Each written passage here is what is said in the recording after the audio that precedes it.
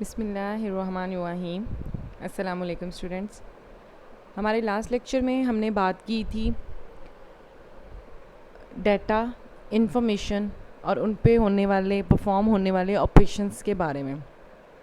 आज जो हमारा टॉपिक है वो है ट्रेडिशनल फाइल सिस्टम। ठीक है जी। बेसिकली फ़ाइल सिस्टम है क्या? ऐसा सिस्टम, ऐसा निज़ाम जिसमें आप अपनी कंप्यूटर जो है वो अपनी फ़ाइल को का रिकॉर्ड रखता है, अपनी फ़ाइल्स को स्टोर करता है या अपनी फ़ाइल्स को मैनेज करता है। That is called file system. यहाँ हम बात करेंगे ट्रेडिशनल फ़ाइल सिस्टम की, यानी कि जो पुराने फ़ाइल सिस्टम है या कंप्यूटर बेसिकली जिन फ़ाइल सिस्टम्स को यूज़ करता है। ठीक है जी। इसमें सबसे इम्पॉर्टेंट और सबसे पहली जो टर्म यूज़ होती है वो होती है record. A collection of related fields treated as a single unit is called a record. Record का मतलब ये कि किसी एक पर्सन, किसी एक यूनिट, किसी एक चीज़ के बारे में, किसी एक ऑब्जेक्ट के बारे में जो सारी इंफॉर्मेशन होगी, एक सिंगल यूनिट या एक कलेक्शन जो है वो कहलाएगी रिकॉर्ड। फॉर एग्ज़ाम्पल, एक स्टूडेंट है, अगर एक स्टूडेंट का, सिर्फ एक स्टूडेंट का नाम, एड्रेस, फ़ोन नंबर, इसी तरह की दूसरी इन्फॉर्मेशन जो उस इदारे को रिक्वायर्ड है या उस ऑर्गेनाइजेशन कोई ऑर्गेनाइजेशन अपने पास स्टोर कर रही है कंप्यूटर में, तो वो एक सिंगल स्टूडेंट का रिकॉर्ड क्या कहलाएगा? सिंगल स्टूडेंट का डाटा क्या कहलाएगा? रिकॉर्ड। ठीक है जी। यहाँ हमारे पास एग्जांपल दी हुई है एम्प्लॉय की।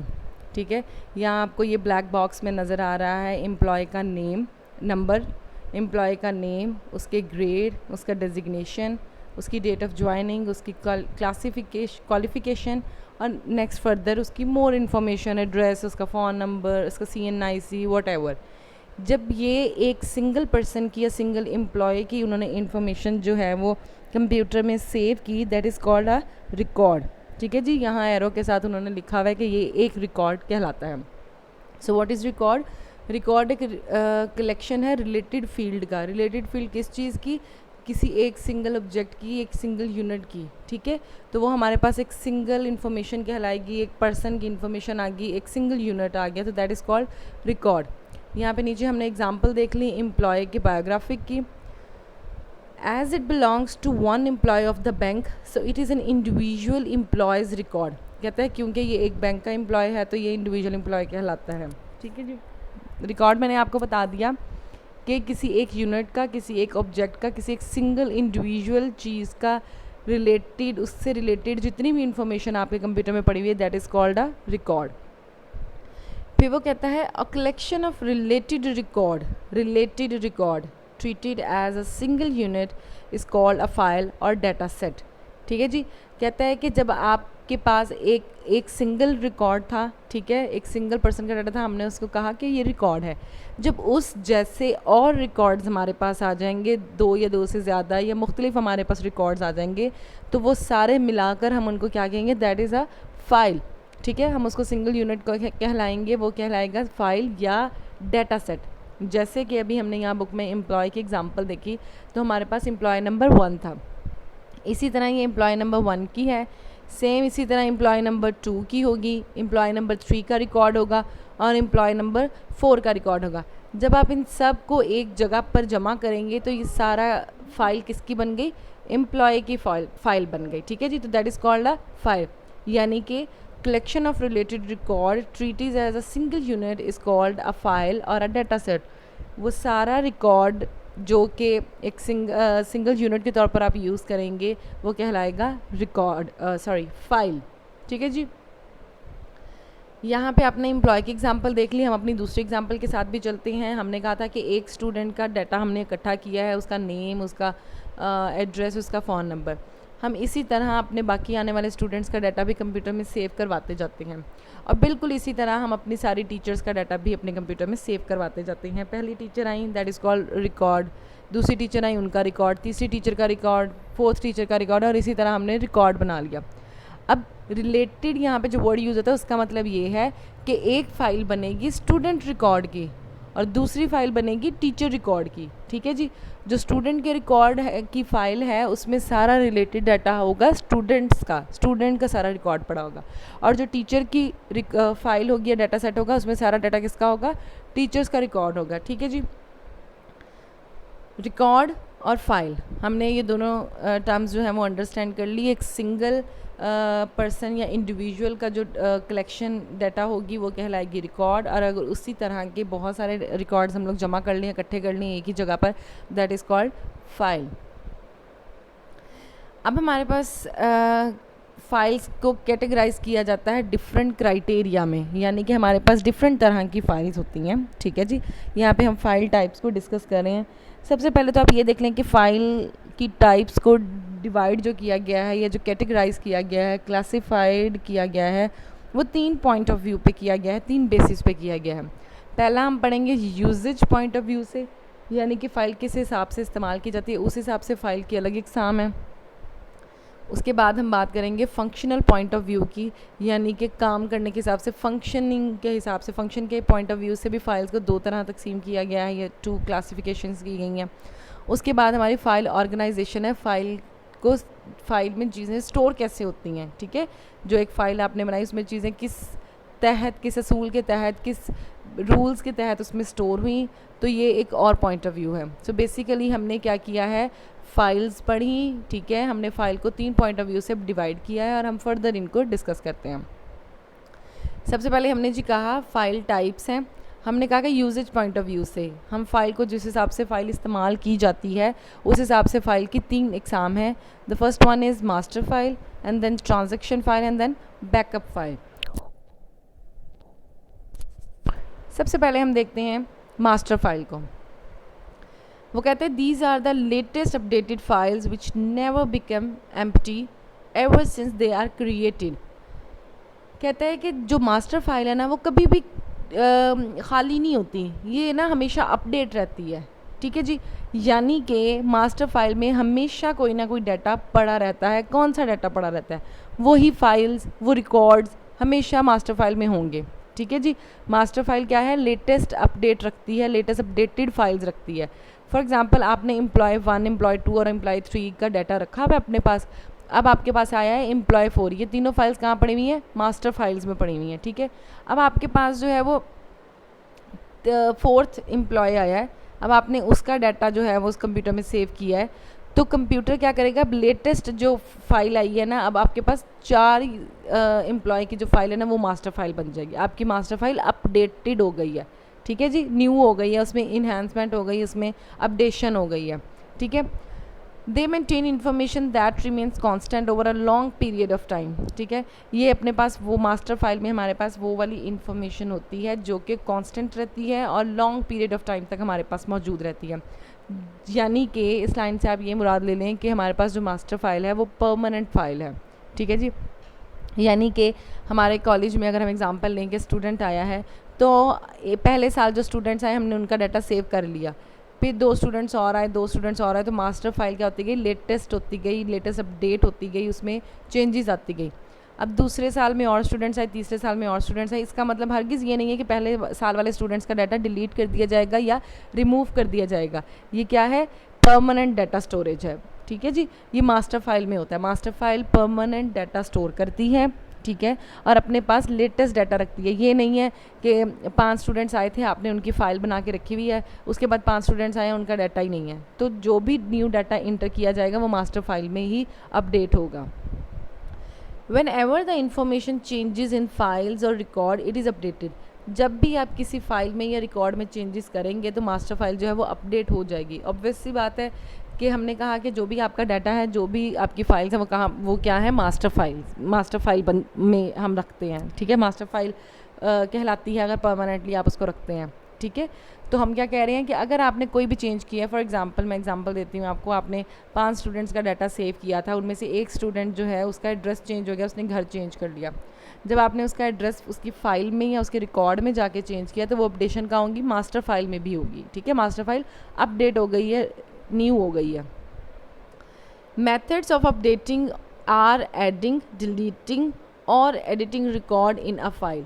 ठीक है। अब हम बात करेंगे कि मास्टर फाइल में हम जो कह रहे हैं अपडेशन में मैंने आप लोगों को बताया था कि अपडेशन में 4 प्रोसेस होते हैं। हम क्या कर सकते हैं, क्रिएट कर सकते हैं, हम डिलीट कर सकते हैं, हम उसको रिट्रीव कर सकते हैं, और हम उसको क्या कर सकते हैं, अपडेट या इंसर्ट कर सकते हैं इस तरह। ठीक है, तो यहाँ पे वो कहता है मास्टर फाइल में जो मेथड्स यूज़ होते हैं, यानी कि मास्टर फाइल पे आप क्या क्या काम कर सकते हो। मास्टर फाइल में आप ऐड कर सकते हो, यानी कि कुछ न्यू इंटर कर सकते हो, आप उसमें से कुछ डिलीट भी कर सकते हो, और editing record in a file, और आप उसके रिकॉर्ड में एडिटिंग भी कर सकते हो, चेंजिंग भी कर सकते हो। एडिंग का मतलब कि आपके पास पहले 4 स्टूडेंट्स का डाटा था, अब 5वां स्टूडेंट आ गया, आपने उसका रिकॉर्ड इंटर कर दिया, तो दिस इज़ कॉल्ड एडिंग।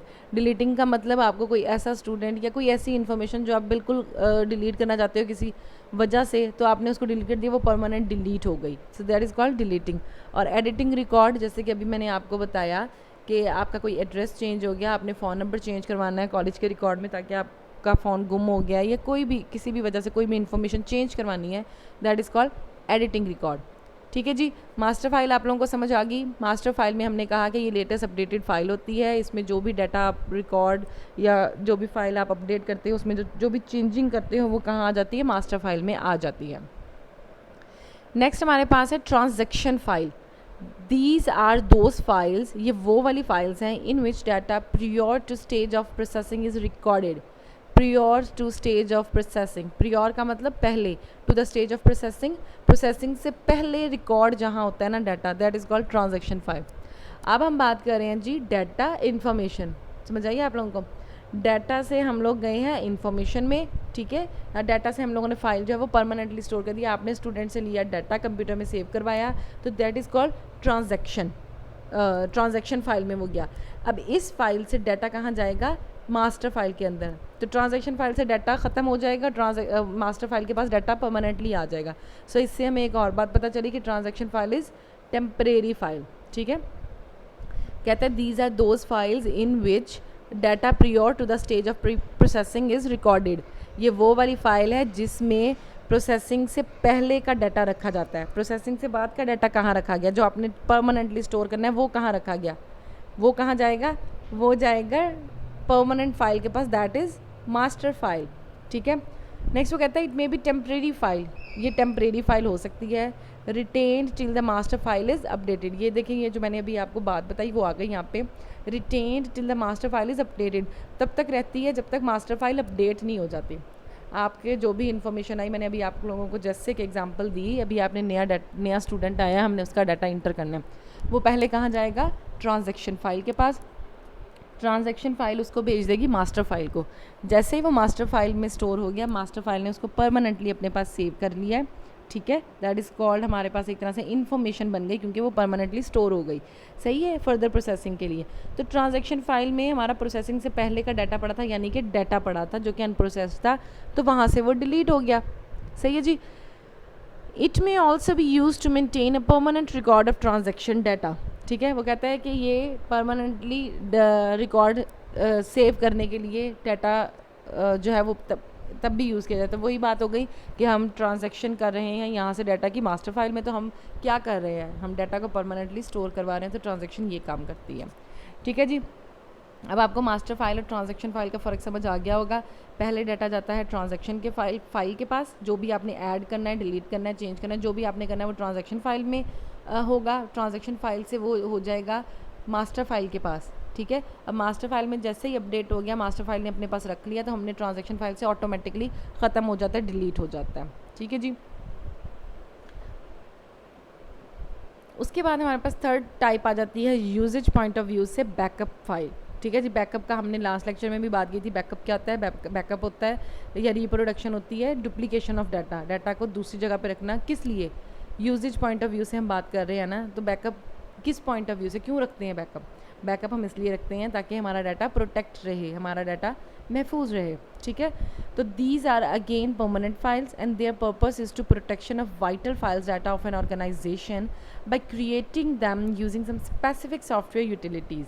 वो कहता है कि बैकअप जो है ये परमानेंट फाइल्स होती हैं, जैसे कि मास्टर फाइल्स होती हैं, और इनका मकसद क्या है, इनका मकसद है आपकी जो लार्ज अमाउंट ऑफ डाटा है किसी भी ऑर्गेनाइजेशन का, कॉलेज का, हॉस्पिटल का, बैंक का, किसी भी इदारे का जो डाटा है वो उसको महफूज करना बाय क्रिएटिंग दैम, इनको बनाकर, using some specific software utilities, कुछ ख़ास सॉफ्टवेयर्स को इस्तेमाल करते हुए, उनकी खिदमात लेते हुए कुछ ख़ास सॉफ्टवेयर के ज़रिए हम बैकअप जनरेट करते हैं।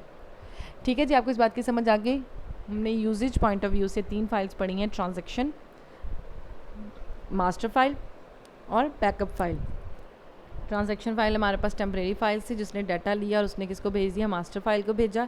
जैसे ही मास्टर फाइल के पास डाटा गया, ट्रांजैक्शन फाइल से डिलीट हो गया, मास्टर फाइल अपडेट हो गई, मास्टर फाइल ने परमानेंटली डाटा स्टोर कर दिया। अब हमने मास्टर फाइल की ही एक बैकअप रख लिया, उस जैसी एक और फाइल जनरेट कर दी। और एक बात कि बैकअप जो है वो हमेशा जो है एक्सटर्नल स्टोरेज पर रखा जाता है।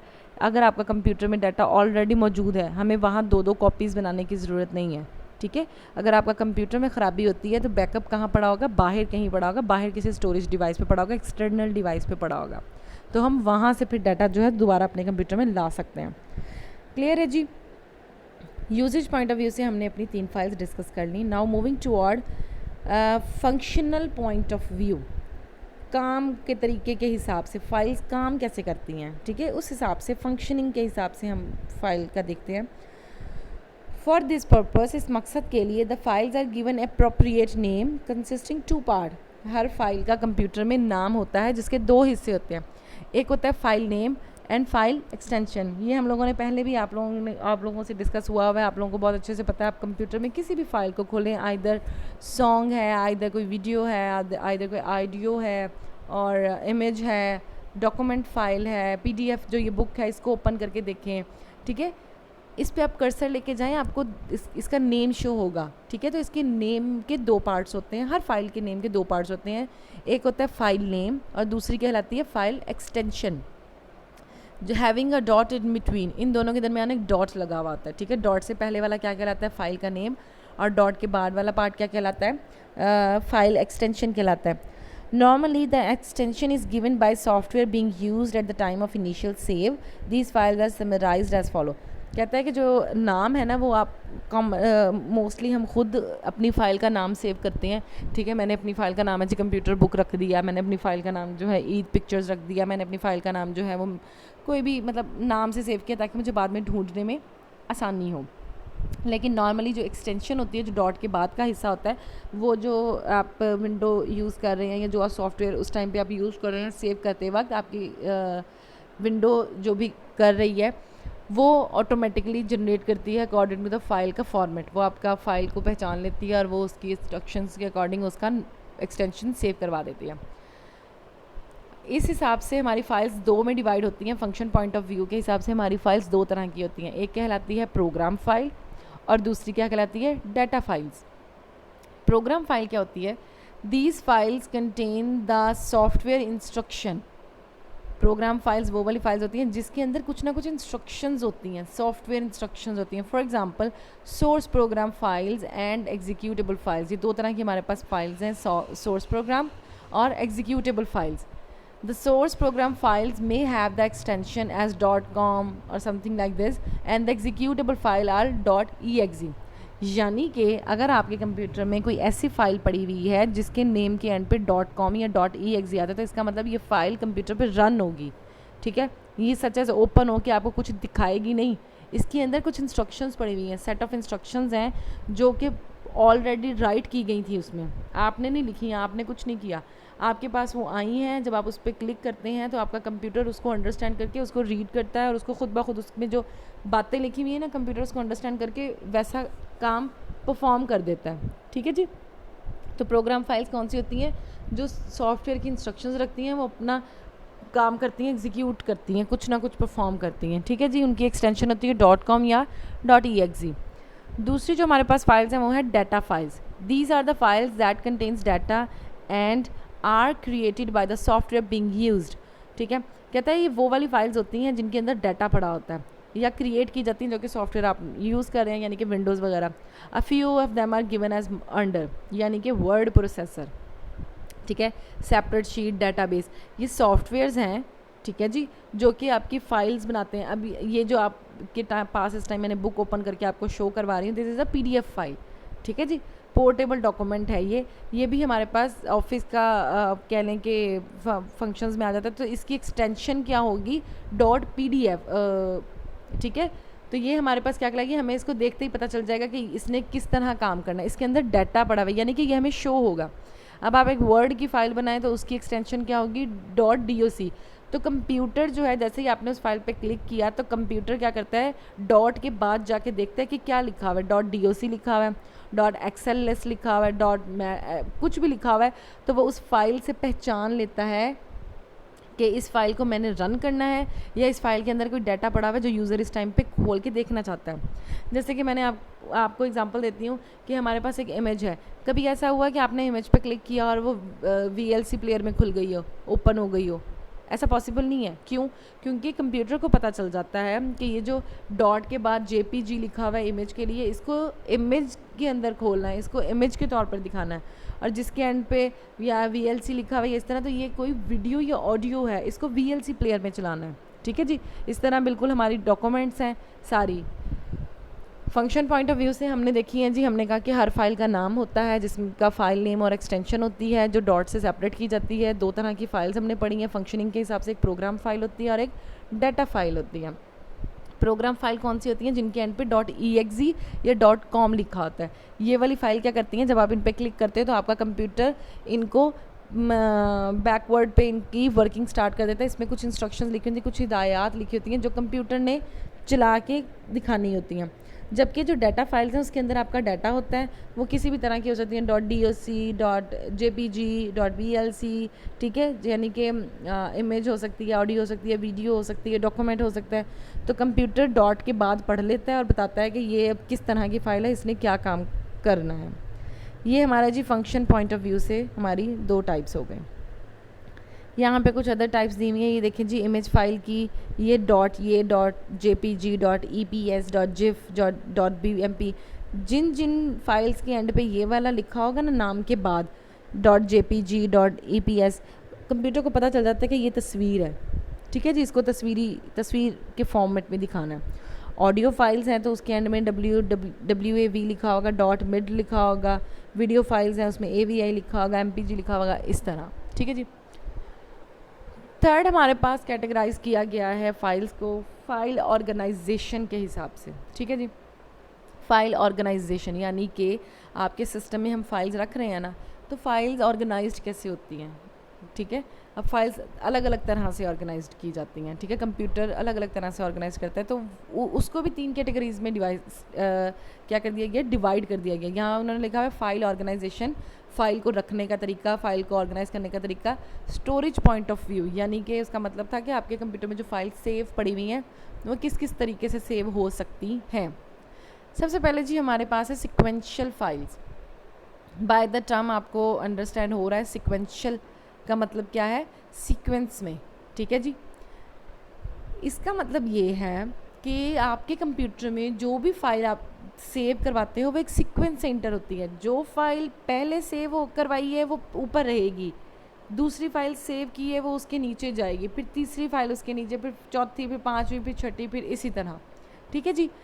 यहाँ लिखा हुआ है एज द नेम रेफर्स, जिस तरह के आपको नाम से अंदाज़ा हो रहा है। दीज फाइल्स आर स्टोर्ड और क्रिएटेड, ये फाइल्स या तो स्टोर की जाती हैं या बनाई जाती हैं on the storage media in the order, storage media के ऊपर, जैसे कि DVD हो गई, CD हो गई, और कैसेट हो गई, डिस्केट हो गई, फ्लॉपी डिस्क हो गई, ठीक है, USB हो गई। इन चीज़ों पर media in order the record are entered one after another in the sequence. ठीक है, एक के बाद एक डाटा जो है वो आप इसमें स्टोर करवाते हो सीक्वेंस के अंदर। They required comparatively more processing time, कहता है कि इसमें प्रोसेसिंग टाइम ज़्यादा लगता है। इसकी मैं आपको एग्जांपल दूंगी कैसेट की। ठीक है जी, हमारे पास पहले हम टेप आप लोगों को देखी होगी, आप लोगों ने यूज़ भी की होगी। टेप में कैसेट चलती थी, तो एक साइड पे मतलब 6 सॉन्ग्स हैं तो दूसरी साइड पे 6 सॉन्ग हैं। ठीक है, तो पहला सॉन्ग जब रिकॉर्ड किया गया तो उनको भरवाते भी थे, मतलब उसमें डाटा स्टोर खुद से भी करवाते थे। पहला डाटा जो गया तो वो सबसे ऊपर नंबर 1 पे आएगा, फिर दूसरा सॉन्ग आपने उसमें रिकॉर्ड करवाया तो वो दूसरे नंबर पे, फिर तीसरे नंबर पे, फिर चौथे नंबर पे, फिर 5वें नंबर पे, फिर 6वें नंबर पे। जो चीज़ पहले गई वो पहले रहेगी, पहले नंबर पे, ठीक है। जो ये वो वाला हिसाब है फर्स्ट इन फर्स्ट आउट, जो पहले गया वो पहले बाहर आएगा, ठीक है जी। अब इसको जब हम इसको रिट्रीव करते हैं, जब इसमें से हम कैसेट में से गाना सुनते थे, तो अगर हमें तीसरे नंबर वाला सॉन्ग जो है वो प्ले करना है तो हमें पहले फर्स्ट और 2 जो है वो चलाना पड़ता था, यानी कि पहले फर्स्ट को पूरा गुजारना पड़ता था और फिर दूसरे गाने को पूरा गुजारना पड़ता था फास्ट फॉरवर्ड पे लगा के, देन हम थर्ड सॉन्ग पे पहुंचते थे, ऐसे ही था, ठीक है। तो that is called sequential file. अब आपने देखा आपको एक गाना सुनना था लेकिन उससे पहले आपको 2 गाने और सुनने पड़े या आपको उनको गुजारना पड़ा, तो दैट टेक्स टाइम, ये कहला रहा था प्रोसेसिंग टाइम। तो उसने कहा कि हमें प्रोसेसिंग टाइम ज़्यादा लगा है, ठीक है जी। समझ आई आप लोगों को सिक्वेंशियल फाइल क्या थी? सिक्वेंशियल फाइल क्या है? जब आप डाटा स्टोर करवाते हैं, हम स्टोरेज पॉइंट ऑफ व्यू से पढ़े हैं तो देखें कि स्टोर कैसे हो रहा है। सिक्वेंशियल फाइल के अंदर जो चीज़ आप स्टोर करवाते हो, जो पहले गई वो पहले नंबर पे, जो दूसरे पे, फिर तीसरे पे, फिर चौथे पे, इसी तरह। उसके बाद जब आप डाटा निकलवाना चाहते हो तो 100वें नंबर पर अगर कोई फ़ाइल पड़ी हुई है या 1000वें नंबर पर कोई फ़ाइल पड़ी हुई है, तो 1000 नंबर वाली या 100 नंबर वाली फ़ाइल तक पहुंचने के लिए आपको पहले नंबर से लेकर सारी फाइल्स पे से गुजरना पड़ेगा। इसके लिए ऑब्वियसली कंप्यूटर को काम करना पड़ेगा, that is called processing time. तो उसको प्रोसेसिंग करने में टाइम लगेगा, वहाँ तक पहुँचने में उसको वक्त लगा, ठीक है जी। नेक्स्ट हमारे पास स्टोरेज पॉइंट ऑफ व्यू से आता है डायरेक्ट और रैंडम फाइल्स। डायरेक्ट यानी सीधा सीधा पहुंच जाओ, और रैंडम कहीं से भी कैसे भी पहुंच जाओ, ठीक है। तो यहाँ ये बिल्कुल अपोजिट है सिक्वेंशियल फाइल के। सिक्वेंशियल फाइल में आपको 1 by 1 step by step move करना पड़ता था। रैंडम फाइल में सच कोई कंडीशन नहीं है, आपको जिस फाइल पे जाना है आपने डायरेक्ट उसी फाइल पे पहुंच जाना है। आपके पास 1000 फाइल्स हैं, आपने 936 फाइल पे जाना है तो आप 936 फाइल डायरेक्ट जाके ओपन कर सकते हो। इसकी एग्जांपल मैं आपको दूंगी, हमारा कंप्यूटर जो आजकल हम यूज़ कर रहे हैं। आपके कंप्यूटर में थाउजेंड्स ऑफ इमेजेस हैं, थाउजेंड्स ऑफ फाइल्स हैं, थाउजेंड्स ऑफ ऑडियोज़ वीडियोज़ हैं, ठीक है। आप अपना फोल्डर ओपन करते हो और आपने वो नेम सेव किया हुआ है कि फॉर एग्ज़ाम्पल ये फ़लानी पिक्चर है, ये फ़लानी पिक्चर, फ़ोल्डर्स बनाए हुए हैं, तो आपने जिस पिक्चर्स को निकालना है आप डायरेक्ट उस पर जाके क्लिक करते हो। या ऐसा तो नहीं है कि आप पहली देखोगे, फिर दूसरी, फिर तीसरी, फिर चौथी, ऐसा नहीं है ना।